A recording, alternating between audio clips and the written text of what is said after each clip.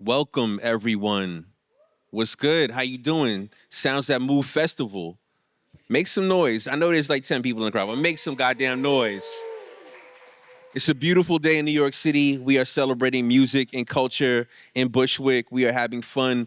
We are listening to a lot of fly shit, but we are also thinking about some stuff and having some good conversations. I'm hoping that this is one of those really, really great conversations. My name is Tim Hotep Aku. I am a cultural worker. I've written for Rolling Stone, worked at Pitchfork, worked at Complex, all those things. Now I am the founder of a thing called Subject to Change, which kind of houses all my cultural work. But today I'm in the capacity as an interviewer of some of the most, I think, interesting and like elite brands in music discovery that are out here, right? So like, let's give it up for our panelists before I introduce them.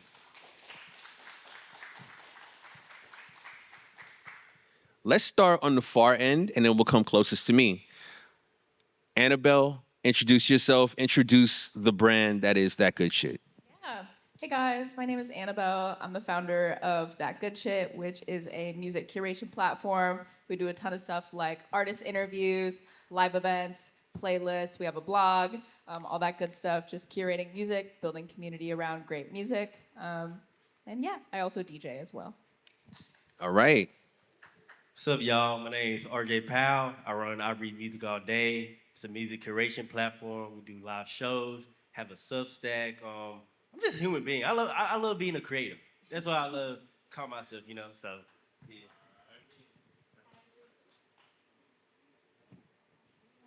Pass them the working one. Just pass them along. RJ, pass them. Is it on? There we go. Okay. Hi, everybody. My name is St. Virgil, which is the name of the platform that I run. It's actually my DJ name. I started out in college radio and have been curating ever since 2016.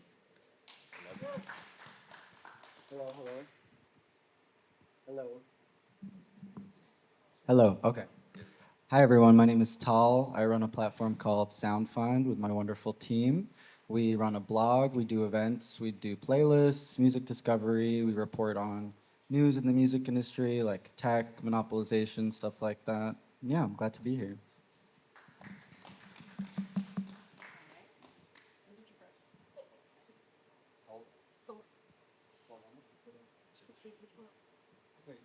Just do a switch.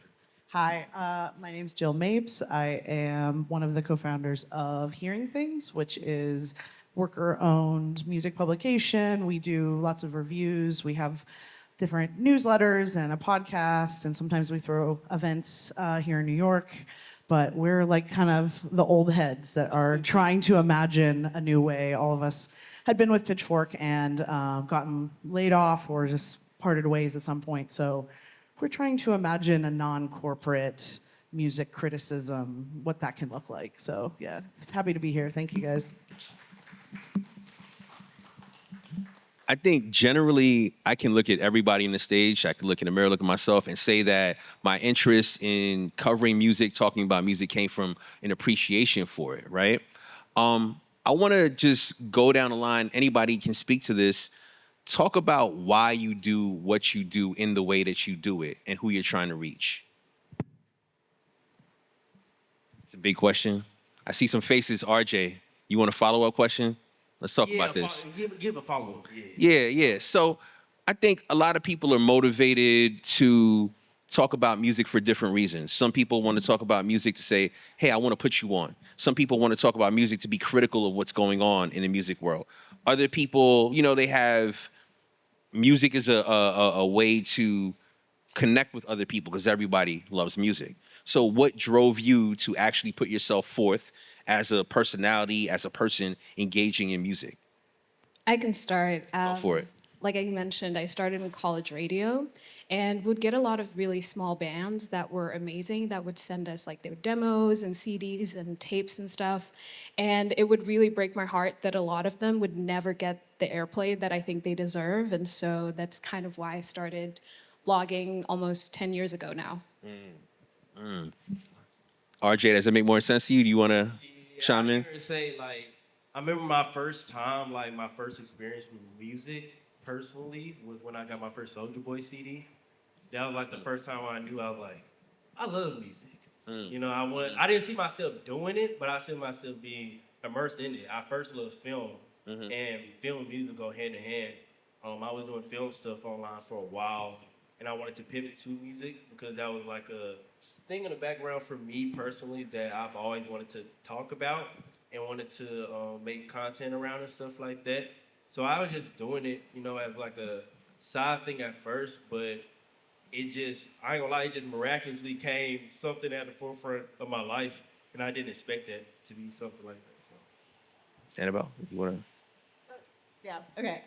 For me, like my real love of music came from playlists, and that's what that good shit was born out of. Like finding that perfect artist or that perfect song to score that exact moment in your life. And so being able for me to connect with people and help them find that perfect artist, that perfect song to score that perfect moment in their life just helps make everyday moments feel more special. So I feel like that's really what drives me, as well as just being able to support artists that I really believe in, seeing them grow, helping them build their communities of like genuine fans. That's definitely what drives me. I think for me, it was a lot of things. I mean, I saw music as kind of a way to connect with people on a social level. I think it was like a shared language that I could, use to make friends. But I think I also saw it as something that could be really transformative. I mean, in college, I organized, with student groups, and I think I saw music and art and media as an extension of that in a way to organize people for something that we love and then kind of see where we can take that. I would say it goes back to reading music magazines when I was a teenager, just like really wanting to be that interviewer who could spend 6 hours with somebody or even more. I mean, we don't get the access like that so much these days. It's harder to come by, but I'd read these incredible things from Rolling Stone in the past decades, even not in the 2000s when I was inspired by it, but you're like, this is crazy.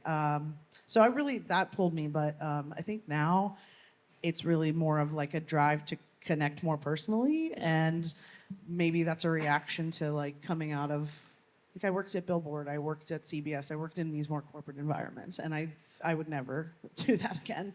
So I think now it feels much more like back to the beginning of like I just want to share this, I just want to like contribute something positive to the ecosystem, if that makes sense.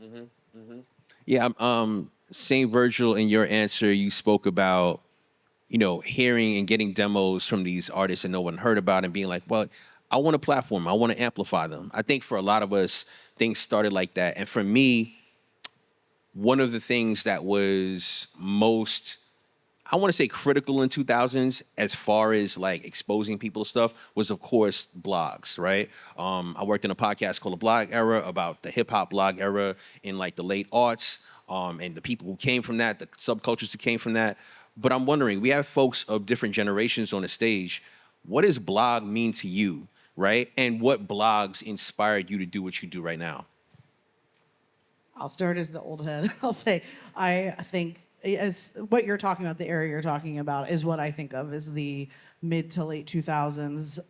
Definitely MP3 blogs. Definitely like you're gonna scroll down to the bottom to get a zip file after somebody's like essay about an album from like Camera Obscura or some like indie band. That's part of what I think of. But I think also there's the like blog boom, like the Stereo Gum being founded and Hipster Runoff and sort of OG stuff like that is kind of what I think of. Yeah, but I'm very curious to know what these folks think of it as meaning now, because we're constantly hearing things being like blogs, bring back blogs. Like that's the internet I want to see, is like the internet of 15 years ago, to be honest. Yeah, I mean, I definitely believe in blogs, and I really admire the blog era and then physical media going back into the 90s and the early 2000s, and the prominence of The Source and Vibe and all of those magazines. I think for me, it's different because I didn't really consume magazines or read much music journalism that was sort of from the blogs or the legacy media companies. I was really in high school, I was really on message boards and Instagram group chats, and and Reddit low key. I'm not gonna lie. And for me, that was like a way to see what fans were talking about, and maybe the quality of the writing when people would wax lyrical about their favorite nerdy music. Maybe the quality of the writing wasn't up to snuff, but I think that for me, it was more so like finding community and finding people specifically in like Instagram group chats, people that ran these accounts that had maybe less than 1,000 followers in 2018, and they really liked to talk about, you know, red house painters and cunning linguists and like really kind of niche, Yeah. niche internet-y revivalism of artists that they thought were underappreciated. So I didn't really read like Pitchfork until 6 or 7 years ago. Okay. Sorry, for me, it always was and always has been Instagram. I feel like Instagram was the first social media platform I went on, and my like first introduction to music, blogging in any way, was like running a One Direction fan page and building community on Twitter and Instagram through One Direction fan pages. And so just seeing what you could do with like at first that singular photo post and then evolving into like a carousel post or reels, like that's what I've come to know as blogging. And so when at least for like, this generation, so when I tell people I run a music blog, I tell them like it lives on Instagram. We've built a site now and we're trying to dig back into like the blogs on websites. But yeah, at least like in my journey, it's been trying to figure out like how to get as creative as possible, creating a blog on a platform like Instagram where there's limitations to what you can do. You can't have like a zip file at the end of an article because it's an Instagram post. And so like how creative can you get with that? I definitely think like short form video has become such a big thing, and it's like how can we make that really valuable in the world of like music blogging? So yeah, I think Instagram for me so far has always been the home base and what I know to be music blogging in my experience thus far.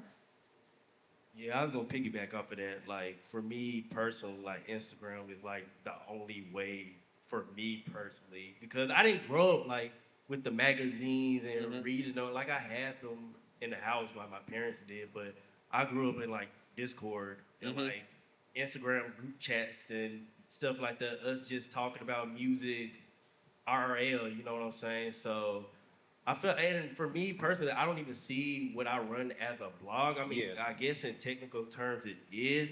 I feel like I just be spitballing stuff and throwing it at the wall and just trying, you know? Because I feel like that at the end of the day, that's what we're all doing. We're trying to create a certain area, create community. I feel like we're all community builders in a sense. It's bigger than just a blog, you know? I feel like that's really shortchanging of what we really all do in a sense. So, yeah. You want to add on? I feel like I sit in between both sides because I grew up with magazines. My parents were a little bit older, and so they would read all these magazines. And I think what was interesting is they would make me read them, and then we'd go to the store and listen to the records. And I'll be like, wow, what that person wrote was trash. Like, I hated this album. So I really, really appreciate, like, all the blogs that would come up. I used to spend my time on Blogger. Yeah, that's how old I am. I spent my time on Blogger, and then I decided to start my own Tumblr where I ran an Ice Age fan account. If you guys know the band Ice Age, I was a stan since like 2011 when they first came out, and everyone was like, "What the hell is this?" Is that Elias Ronenfeld? Yes, and I felt this, like just almost like stewardship to them as a band because we're the same age and they were like growing up on the internet and like trying to push this like crazy music that they were putting out and people were like, what the hell is this? And then I just would put it on Tumblr and people were like, okay, you weirdo. And then I also had a One Direction Tumblr, so You had an Ice Age fan page and a One Direction Tumblr at the same time? Yes. That is insane. So that kind of like how I got my start with blogging was just having opinions on music that my parents would be like, oh, this is awesome. We read this in this magazine. And then I would listen to it and I'm like, yeah, that's crazy. I do not agree with any of this. And then I just started forming my own opinions, writing on Blogger, starting Tumblr blogs, and then also fan accounts. I see fandom and appreciation is so foundational to everybody's experience and what you do, right? And in the present tense, it makes me ask like, what is it about an artist? Because there's some artists in the room right now. What is it about an artist that makes them noteworthy for you? What are you looking for? What are the qualities that say, you know what, I want to go to their show, I want to interview them, I want to write about them, I want to put people onto their music? What are the things that appeal to you?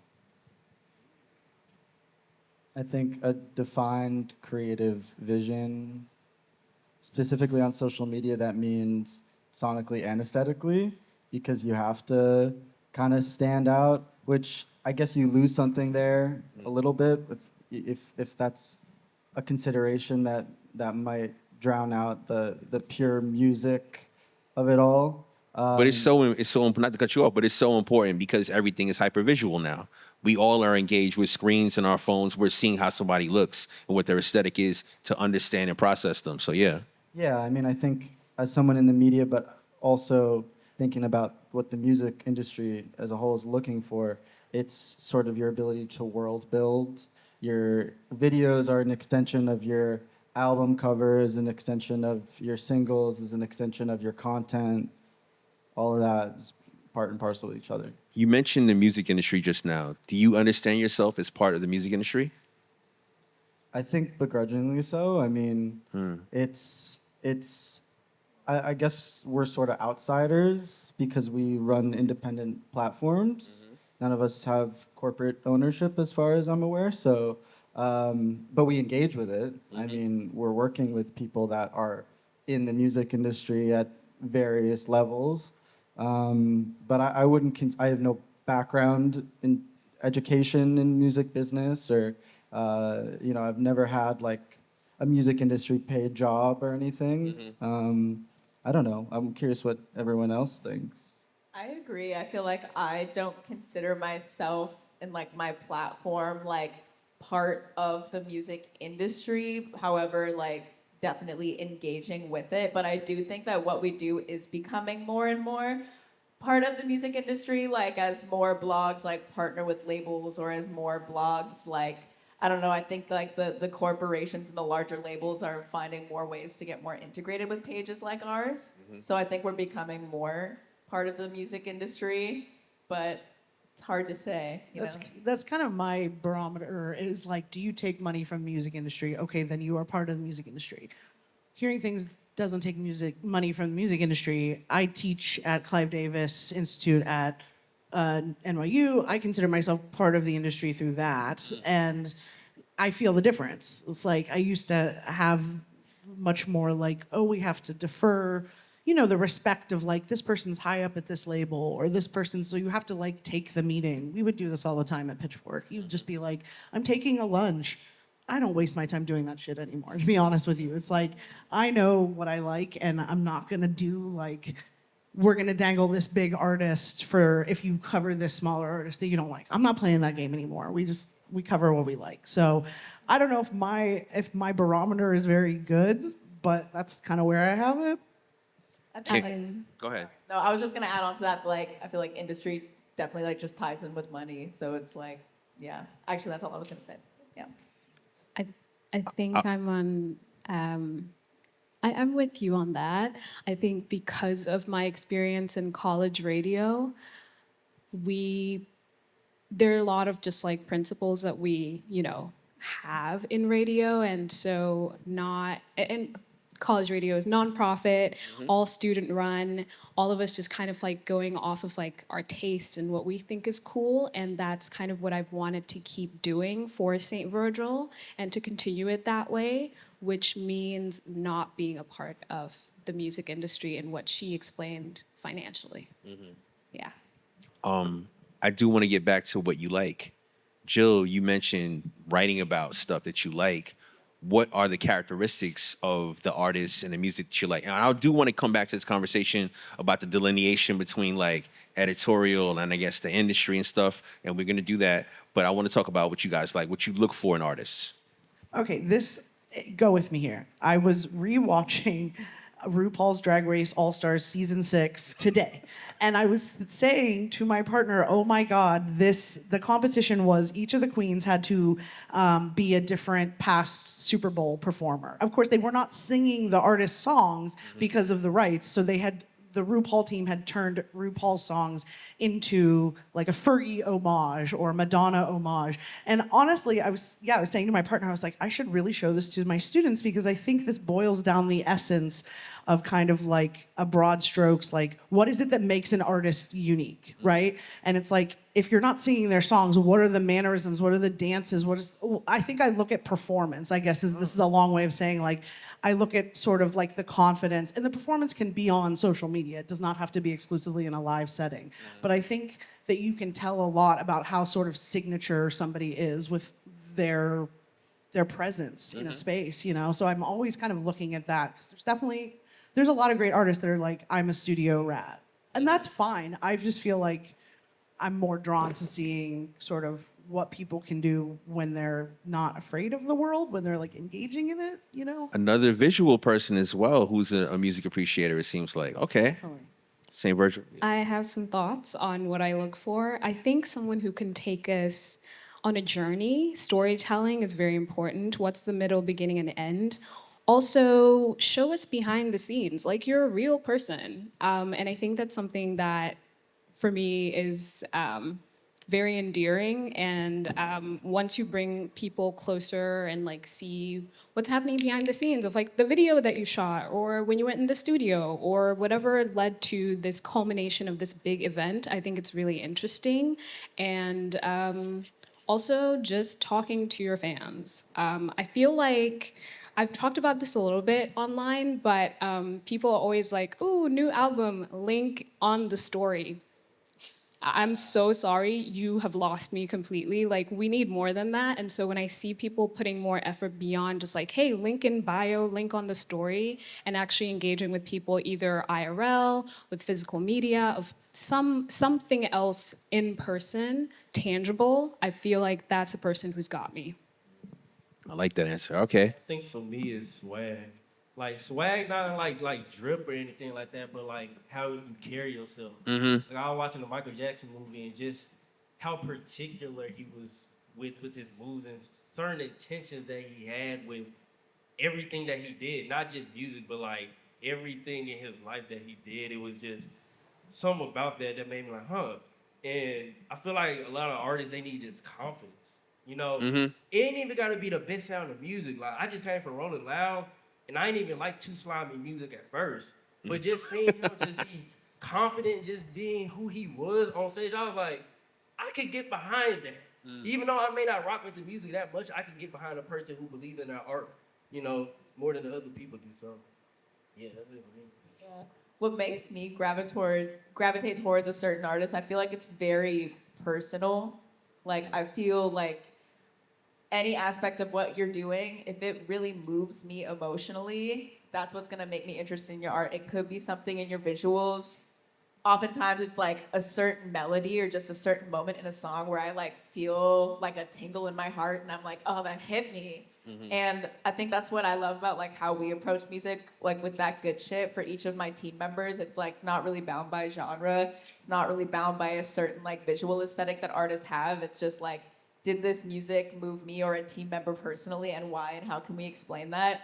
I think a lot of that also comes from on the artist side, just being like very authentically yourself. I feel like a lot of the time, like that's how an artist is able to tap into that magic that connects with me and others emotionally. Like I think about an artist like Doechii, and like when I first discovered Doechii, and I just felt through her melodies, through her visuals, through just like the emotion in her voice, how vulnerable she was being with herself. It made me feel like more courageous and being more myself. So yeah, for me, emotional impact is what gets me interested in an artist. I think bouncing off that, Yeah. what Annabelle, I feel like she's also getting at is that a lot of it is intangible. And I think that for me, what I connect to, it is often intangible, but if I were to put words to it, I really enjoy and try to elevate music and art that is ambitious, that is transgressive and experimental. I think obviously because of the profit modes of the industry, it pushes stuff that isn't necessarily experimental. And if it does, it's a watered down version of something that was originally experimental from, usually queer culture, people of color, and then it just eventually makes its way into the pop charts. But yeah, authenticity for sure. And a point of view, an original point of view would be, it's really great. And moral clarity for sure. I think that if there's an artist that I feel like they don't possess moral clarity, I'm less likely to want to cover them.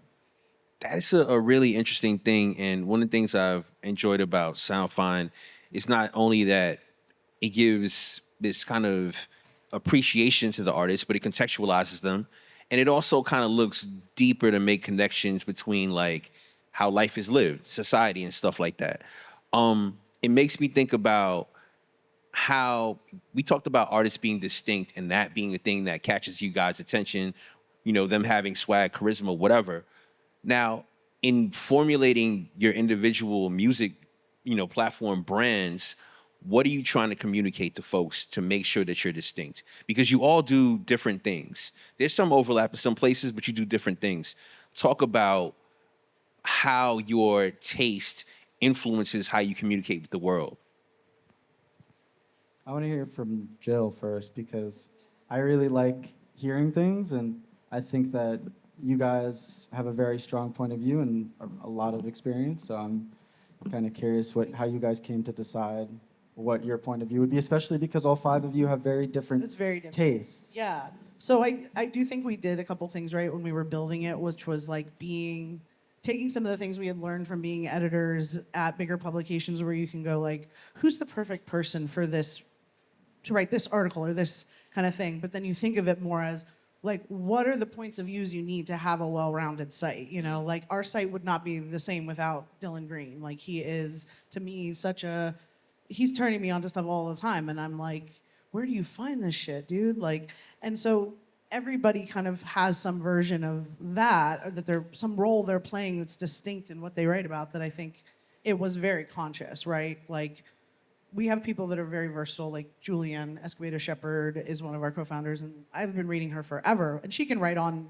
dance music, Latin music, but then she'll be like, yeah, I want to write about Heavenly, like a twee band, So I think all of us have things that are a little bit like, we're hopefully not totally in the box. We're hopefully not totally like, I know they're going to write about that, kind of thing. So it kind of works. Like everybody just, it's not even that we have to coordinate it that much. It's not even like, hey, I'm writing about this, so you don't write about it. We rarely step on each other's toes of like who's doing what. And I think that's a good sign. That means we're all kind of in our own little niches. Yeah, I think you were talking about like how it informs how we write about it. Sort of like But also really how you position your brand. Yeah. To make sure it's differentiated from everybody else's stuff. Yeah. I would say that maybe our brand is in part defined by like a void that we at first couldn't fill, which is like we did not have the sort of bandwidth, wherewithal, whatever word you want to use, when we started to be like, and we have a full-time social person who's making video, short form video for us and doing just filming shows, filming anything we can think of. We just did not have the capacity to do that. And all of us are writers and editors. So it was not a hard choice to be like, this is what our bread and butter is. And I think in a way, I'm also fine with the audience being older because millennials still want recommendations. Newsletters. And yeah, they'll open the newsletters, And so you kind of have to meet what you think your audience is, who you think they are, where they're at. And that happens to like, the thing we're not doing, I don't think necessarily hurts us in a huge way with our core, but it's also just like, it's our thing. And we had this intern last year who was like trying to get all of us to do front-facing video, and it just was not, I think all of us felt so awkward. So I have like a lot of respect for like, if that's how you do your music criticism is front-facing, because like, I think the older generation, it still feels awkward. And that, again, it's like, that's a negative, but we're trying to use it as a positive in some ways to embrace these older formats, which I think there's some nostalgic folks who want that in a way. They want to just go to a homepage, which is cool. RJ, I'm looking at you. Yeah. Yeah, for me, I ain't gonna lie, I'm still figuring it out. Cause it's like over the years, I was just making videos. I wasn't saying nothing in those videos, so I had no stance. I had no way of like what I wanted to communicate. And it's just now within these past few months, I'm starting to build something bigger than me because I want Aubrey Music to get to the point where it's like it's not just me who they recognize. You know what I'm saying? I want to be in the background and let it be its own type of thing. So I think for years I didn't really have like a mindset of like, oh snap, I could build, an empire. But now being around so many people, especially on the stage right here, just seeing how they, move with intention in their platforms and stuff like that. Like last year, I just now got a team. It was just me doing everything, and I still do day to day. I still post everything, bro. But I think I'm still figuring it out. Yeah. DIY or die. I feel like that's the only way to do it, though. Yeah, You it's just gotta. a lot of like trial and error. Yeah. At this point, like at first I just posted videos, then I got to carousel, then I got to curation, writing, and stuff like that. So I'm just experimenting so many different things creatively that I'm just like, I don't know. I love it though. I love like messing up Yeah. and failing and seeing what works and even from the live show aspect. I never threw a live show until like 2025 last year, and it was just an experience that I was so overwhelmed, bro. I'm like, it takes a lot of work to put Yes. stuff together like this, and I'm like, but you need those teaching moments, in your life to prepare you for bigger things. Before we move on from you, I want to ask. You said there's a lot of trial and error. What did you see work for you based on what your brand is and how people understand you? I think the community aspect, I feel like we already had the foundation of the community itself. So I think it was just a matter of us just doing it. Cause I ain't gonna lie, I be out the way. I don't be nowhere. It just this past year I just been traveling and stuff like that. I been bro, if I had a choice, I'd be in my room right now, sleep. Not gonna lie. I'd be in my room. So it's just like Same. I have to get out of my comfort zone, Yeah. in a sense, and do stuff like this, and show my face and greet people and hug people and just to see people. You know what I'm saying? I feel like that's the beauty of doing all this. RJ, how many pages do you run? Dang. One, two, I think like 5, Damn. all by myself. So yeah, if you see me stressing, you know why. Like, do you use Publer or do you just do them all each? Like, do you have a management of all the accounts? No, I just do them all. Like I ain't gonna lie, I'm the most disorganized person ever, bro. Cause I do my post the same day as. So if I think of something, I'm just like, oh, I'm gonna post it. But yeah, I run fan pages too, so I do that and keep up with it. It's a headache, but I love it. Yeah. Say, Virgil, you want to talk about your brand and making it distinct? When everyone was speaking, I kept thinking about this article that I feel like everyone who knows me knows I share it almost every month. It's called Notes on Taste by Brie Wolfson. Please go and read it. It's an editorial essay. She's one of my favorite designers. And she talks about how taste is not something inherent. It is a muscle. It must be exercised. And so basically what RJ, what you were saying, that is taste. Like you have to try things, you have to fail. And for me, failing was having to show up on video. I absolutely hate filming videos. But a few people who read my blog were like, hey, I'm not reading all this. And I was like, wow, okay. Yeah. There's a lot to unpack there. And so ever since I got that comment, I was like, maybe I should start making videos. And so I actually started making videos about 2 years ago. Before that, I was just all in writing because I feel like my strong suit is writing. I am just such a better and stronger writer. But with the videos, unlike RJ, I can't do that. Like I need to sit down, piece of paper, write down my script, what's my, stance, vantage point. I feel like I have to really think about it. But I'm learning so much about myself and also the type of brand that I want to build. And I'm realizing that I do have to end up, making the video, making the playlist. Sometimes I just post things and feel like, where's the playlist? You can make it yourself, but I have to make the playlist if I want to, present some sort of complete package out to the world, but I'm also still learning. However, that article, Notes on Taste, I'm telling you, like, just read it. She goes into such detail about, like, how she came to build her own taste as a designer, and like how you really have to come to know yourself a little bit deeper. And I think I'm getting to do that every single day. Definitely. Go for it. When it comes to like how we've been able to make that good shit a distinct brand of its own, it's definitely just been a very natural evolution over time. At first, it was really just an extension of my taste when I started it, and I think that's what made it distinct. And being able to like grow it with a team, we've managed to keep it distinct kind of in a few ways. I think like definitely our artist interviews are a really big part of that good shit, part of the core. And I remember when I first started approaching like our first few artist interviews, I really had the intention of like approaching these interviews as a fan and just trying to really embody like, okay, if I'm about to go interview Smino, what would all of his biggest, most diehard fans like want to ask him? And just trying to keep that energy alive, like in our interviews, in the music and posts that we share, like just always trying to have it be from the POV of more so like a fan than perhaps a journalist or someone who's coming more from like the music criticism or analysis angle. That stuff is so important, but I think like with what we've built with that good shit, it really just comes from a place of like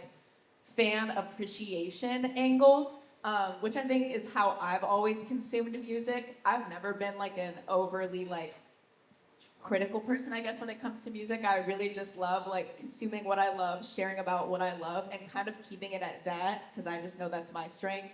So I think that's what we've tried to build with that good shit, and I think that's what kind of makes it distinct, as well as just like I think our curation is distinct, and I don't really know how to put it into words, but I just think the type of artists we share, the type of sounds we share, is just really cool. It's a lot of joy, and yeah, that's kind of how I feel we've been able to make it distinct.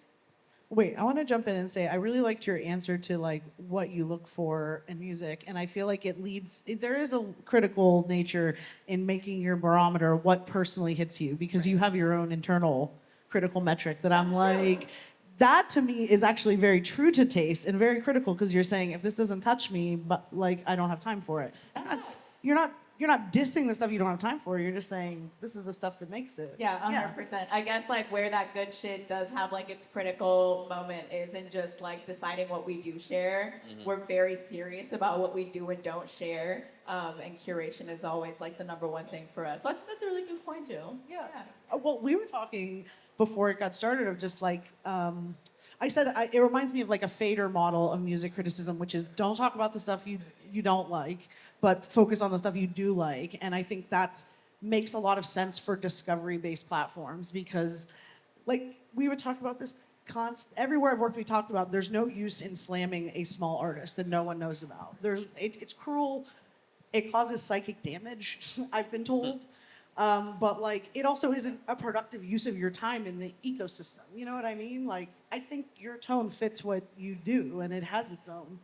Not that you asked, but I just am like, No, yeah. yeah, totally, I mean, I think that there's a place and time for everything, totally. and not doing music criticism or takedowns in the pitchfork sense is something that I think we all do. And again, I think that that stuff is really important. Besides, you know, when it's small indie artists, I do think criticism and being mean sometimes is necessary. I think at the outset of our platform, we decided that we wouldn't be doing that because there's a lot of people that do that really well and that's their thing.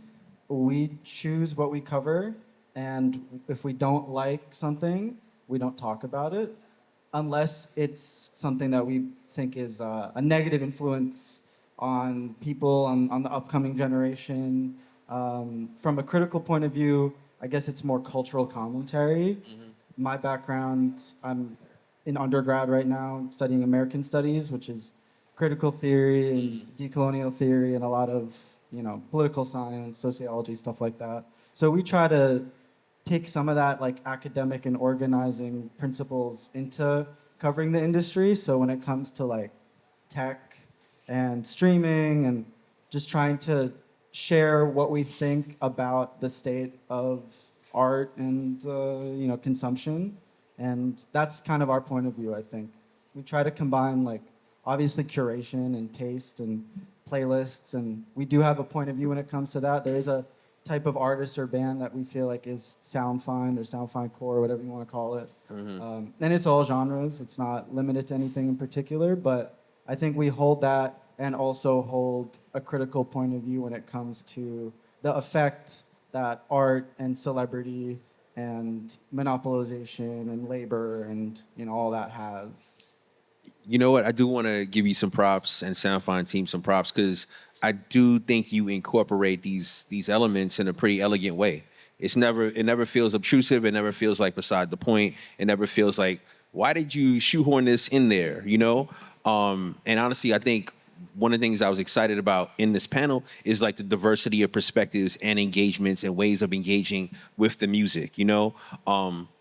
I think one thing that's really hitting me and resonating right now is like all of you folks do a lot of work across mediums in different ways.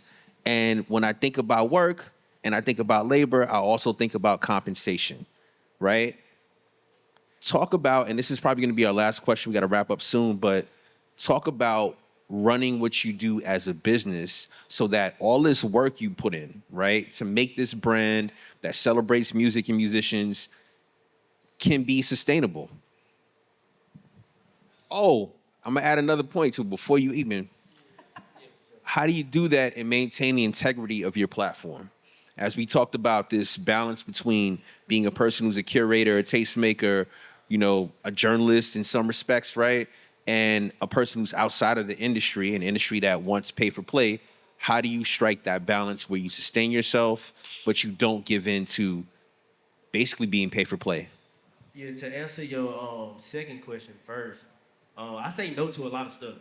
Like I get paid promo a lot, but it's rare that I like accept. Like I'm only accepting things that I love and listen to.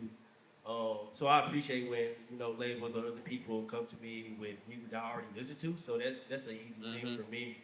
But as far as the first question, I feel like we don't get paid enough for what we do. I feel like the music industry still hasn't caught up with what we do because I feel like we influence a lot, and we bring up a lot of artists. And like I seen it from all one of these pages. Like we'll post an artist, and then like a few months later, labels calling, and then I get the DMs all the time, with, like A&R and stuff like that, like tapping into like, hey, do you know this person? It's like bro, like we need to be compensated. Sometimes there needs to be a system set up in place for us to get paid directly through music. I think that's the social media of it all, and how social media doesn't really properly compensate creators, and there's not really a playbook for proper compensation.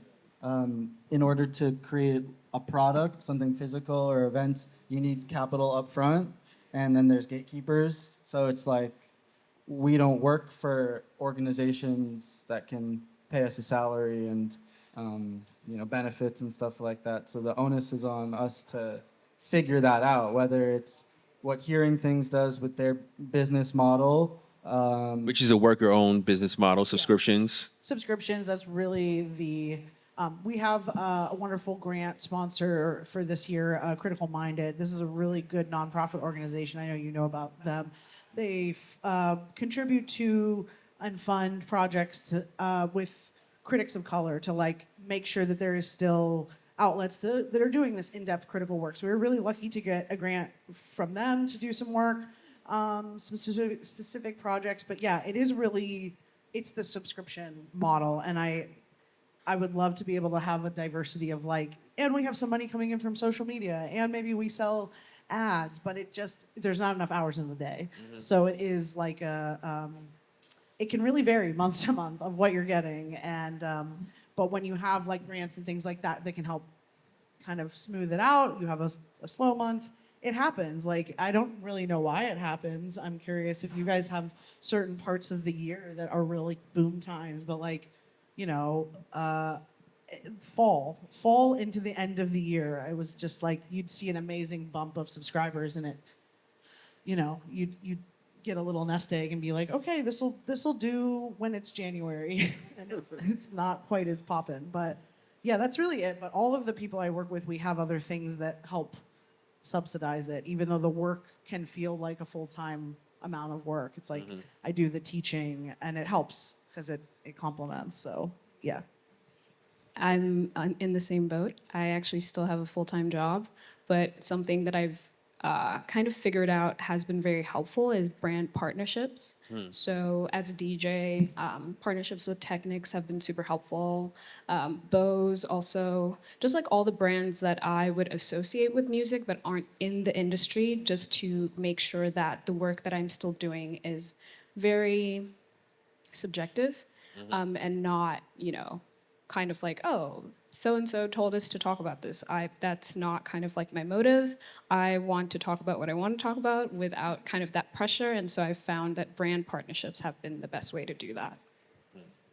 Yeah, for me personally, from pretty much the beginning, I separated my pages between like my personal page, like the Annabelle page, and the That Good Shit page, and I run them differently up until really like this year, end of last year. That Good Shit was bringing in pretty much zero money aside from the occasional event. If we were lucky, we might profit a little bit.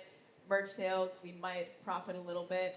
But I wanted to keep That Good Shit as a page that was like very pure, very just like based on only our curation, no outside influence, and it still is and will always be that way. Now we've been lucky enough to be able to build a platform where we get an occasional brand partnership, and that's been really fun to be able to like bring in money for us. And then on my personal page, I'm kind of in the same boat as RJ. Like I definitely do work with labels and brands on my page, but my kind of barometer for sharing to keep it pure is I only post what I would have posted about on my own anyway. So if like a label or an artist team or whoever reaches out and is like, hey, do you want to post about this upcoming album? I'm like, I'm so excited to hear this artist is dropping this album. I love this artist. I would have posted about it anyway. I would love to take this label's money for it as well, and just finding a balance where it feels like super true to me. I literally have made missteps, and I feel like I just learn constantly about how to keep myself feeling good morally, making sure I'm being always honest with my audience while being able to support myself. And diversifying income is always helpful as well, like DJing, and just other things to help, make it all come together. But yeah, that's how I've been able to make it work for myself thus far. Yeah, I'm kind of in the same boat as Annabelle. We didn't make any money until very recently. I guess technically we've existed for 2 years and have a team of about 11 people, and everyone does different things. And as someone still an undergrad, I'm trying to figure out compensation, especially because we covered labor and we want to reflect our point of view in our internal business practices and stuff like that. I think when it comes to journalistic integrity, it does feel kind of strange to take money from labels and take money from marketing agencies. I think our barometer is similar to what RJ and Annabelle said, which is we wouldn't post something that we wouldn't have posted anyway. So it just feels like we do this work and we're not paid for it, and it's out of the love of music. And so, if there's a campaign for an artist that I really like that we would have posted anyways, and we happen to get an email about it, it feels like a win-win. It feels like a good thing, and it doesn't feel like we're astroturfing some random pop star that is a industry plant. It's people that we like and we listen to actually, and all we have is our taste really. And so if we mess that up by forcing something that some random label executive wants us to post, then the audience will not trust us anymore, and we do Exactly. need to trust the audience. And there's a lot of people that don't care about that because they're just pushing out slop. They're just pushing out like 20 posts a day, and it's so I don't know. That's kind of the middle ground that we've found. Now, you said a very, very important word, and that's trust. And I think all the platforms represented here, they exist because people trust you. People are like, oh, they really fuck with whatever they're posting. And thinking about you guys as curators, as people who are trustworthy opinions on music, I'm gonna ask the most difficult question. What are y'all listening to right now? One artist that you really fuck with, that you like, and maybe a couple words about why, right? As we close out, I want people to get the IRL representation of what your taste is. So like, I know that's a difficult question. I know I hate what I love and I hate when people ask me that shit because I end up having to pull up my phone or whatever. I'm gonna give y'all some time to think. I'm gonna go first. I got. Okay. There is a record by an artist named Nappy Nina. She's a rapper out of Oakland. She's a transplant to Brooklyn, New York. She worked with a producer from Philly named Swarvy. They put out a record called So and So. I think it's an excellent record, indie record, amazing raps, amazing beats. That's me. So now y'all got 5 seconds to think of some shit. Go. You sold me. I mean, Nappy Nina is great. I'm gonna say like for a local, I want to put a local focus because I really like Lip Critic. If you guys know them, they're like a digital hardcore band out of Brooklyn. They're like on Partisan, but they just put out a record called Theft World that was. I interviewed them about, and supposedly they were a fan through like deep engagement with their Discord was trying to solve an elaborate puzzle that like ended in him stealing the identity of the frontman of this band and coming up to him at a show and being like telling him his social security number, and they ripped up the record they were working on to make this like an insane sounding. It's like a band of all drummers basically, like making a record where this guy's screaming about theft in many different lenses. So they're sick. They're really good live. Love They them. have two drummers when they perform live. They do right? have two drummers, like just. But that both of the but like the other guys that don't play drums, they also are like we're basically approach it like drummers. So I kind of just like band of drummers. But yeah. I've been listening to a lot of new music all the time, so I'm just gonna say something that's older, because we try to put people on to discover new music. I fuck with that too. Yeah, Yeah. I mean, I try to do both of those things, and it, sometimes they feel antithetical, but whatever. I really like Joanna Newsom. I've been listening to her album East a lot, and I mention it because it's so anti like modern streaming. Her music isn't on streaming, and she has like 12, 15-minute weird folk harp songs, and I think she should have been on the New York Times Great American Living Songwriters list. And also, she's married to Andy Samberg, and that's really weird. So, That is really weird. but she's strange and amazing and very singularly talented and gifted, and yeah. You need like a dictionary for half of her songs, I feel like. Yeah, I mean it's The vocab list goes off. yeah. She uses really strange words and combines them in interesting ways. Love that. I listen to a lot, but I love ambient music. I think a lot of people probably know that now. And one person I always listen to is Nyla Hunter. She's a harpist, but also an ambient producer. And I found her work on Bandcamp. That's like usually where I find most of the music I listen to. And usually, like in the first 10 seconds, you know when you like something. And with her, I bought the album, like literally, you know that meme where like people are like, "Oh, Drake fans, I love this album." That's how I felt when I heard her play the harp. I was like, wow, this is so beautiful. And usually her work is just like some 10-minute long stretch, and it's very meditative. And she's collabed with some of my favorite Japanese ambient artists too. So, favorite, Nyla Hunter. You should check her out. I'm gonna say, I ain't gonna lie, this might sound narcissistic, but myself. You Cause make like, great, bruh, you make it's great music, RJ. I really Let like it your go. music. It's rarely that I listen to my own work, but I put out a project on my birthday of last year, dedicated to my now fiance, who finna get married in August. Give it up for RJ's fiance. Appreciate it. But I produced the whole thing, and I feel like that's gonna be the next like era for me in terms of like storytelling in like a visual and audio type of way. And to be honest, I don't see me doing Ivory music forever. So it's gonna be a time where I step away from everything and just hone in on my craft for real, and just soak in as much knowledge as I can with getting better at that. So yeah, I just been replaying my own work. With my own album, with me and James the Third album. Who else? Ian Tyler. Like, yeah, I just see me being more than just a person who just has a blog. Like I don't want to be known for that forever. Like I want to be known as like a artist, as a director, as an actor. Like I really want to do it all. So yeah. That's cultural work right there. Yeah, love that. I've been running the Gina album every single That day shit, since it love was that record. released. I just feel like a lot of what I was listening to when I first started that good shit was a lot of stuff that Kareem worked on.